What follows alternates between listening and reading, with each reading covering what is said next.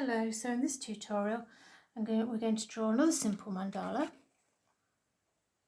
bit different from the last one if you see my previous video. So we're going to put some lines and some shading on there. I'm using a slightly thinner nib on this one, a 0.4 fine liner. Again, I'm using my craft card. It's like business card size. That's just for me though, because I like drawing on this size for little smaller mandala flowers. But you can get your own size paper or card, that's absolutely fine. So again, I'm just going to start off like I did the last one by finding the centre. I'm just doing a dot like that, and then I'm going to do a squiggle again round like that, and then again I'm going to do some petals the same as I did last time.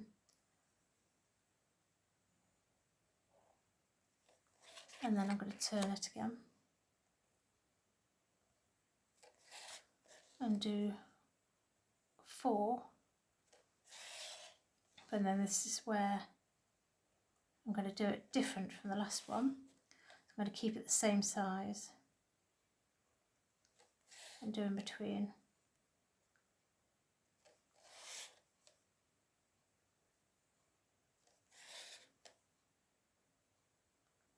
So it kind of looks like that. So it looks a bit uneven and unkempt, but you know what, at the end it'll look amazing. So then what we do, we're at the top of this one a bit bigger,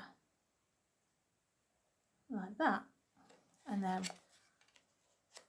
the other side. So we're keeping our petals a bit slimmer this time.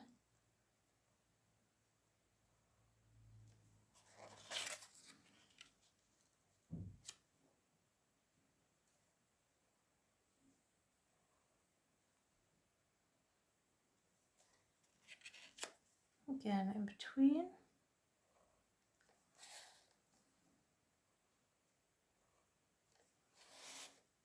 So it's not going to look exactly like the one I've just showed you, but that's where you know, your drawing starts to get organic and you just go with the flow. Because now we can go in between these ones again. So you get a build-up of petals, a bit like a sunflower. So you could do a representation of a sunflower in this way, or chrysanthemums, or you know, there's lots of other sort of flowers that you could draw as an impression of.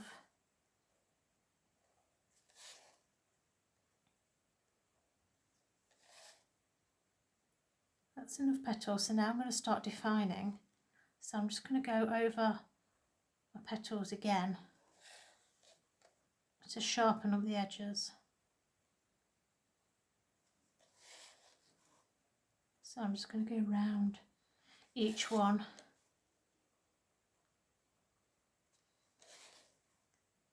And this really neatens them up. So you can do this quite quickly and easily, really.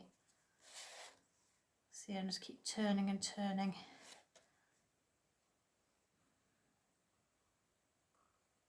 And then you can always define the shape a bit more of each petal as well.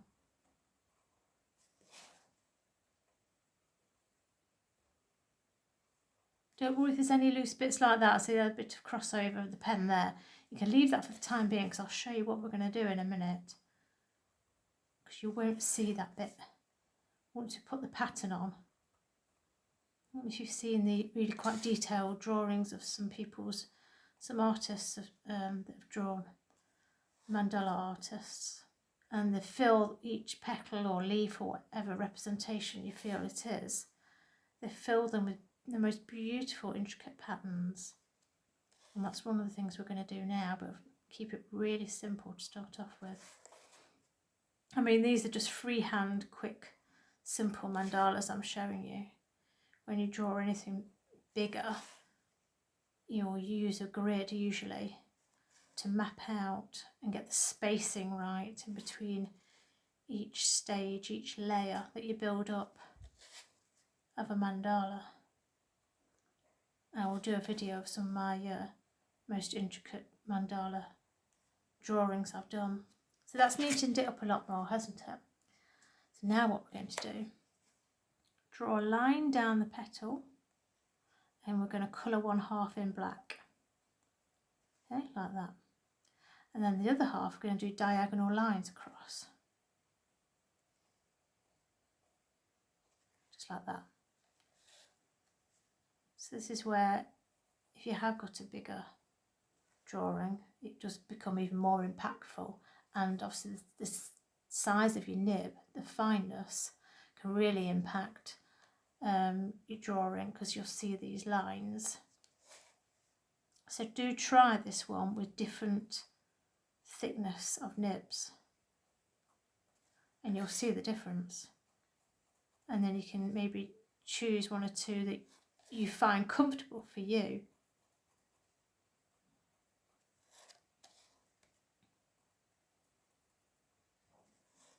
I mean, this isn't the most neatest, but you'll get the gist.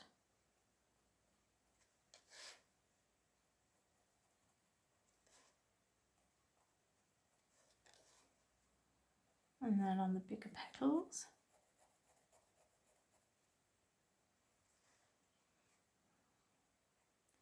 diagonally across. I will just do each 4 petals first and then do the outer ones last. So when you've got a not so neat line, this basically covers it up.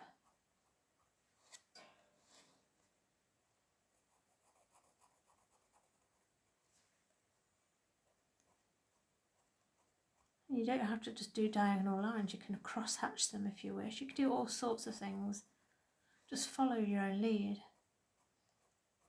Try different ways, whatever makes you comfortable.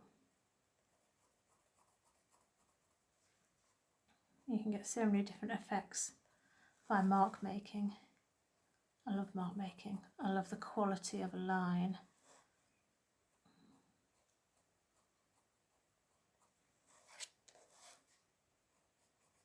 See, it's starting to come together a bit more now.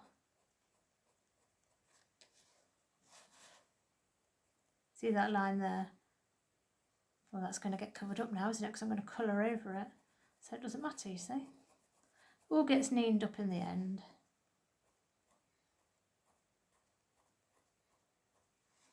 Right, now we're doing the ones in between.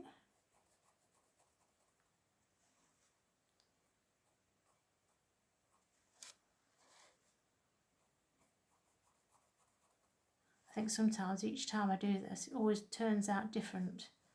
Like every time. Every time. But you know what, that's what I like about it.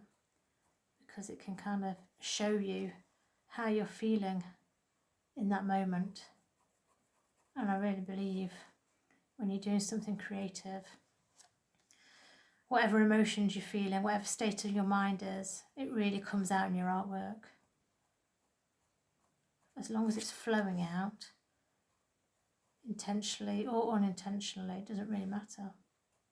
You can get some great artwork out.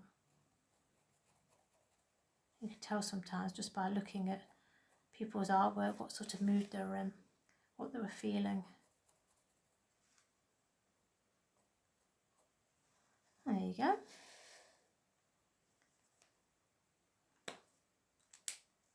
Hope you enjoyed that one.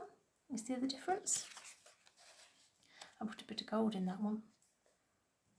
Can't see the centre now so much, but you can pick it out, say, with a metallic pen, or you can go around with it with metallic pens or a white one, or whatever you wish to do.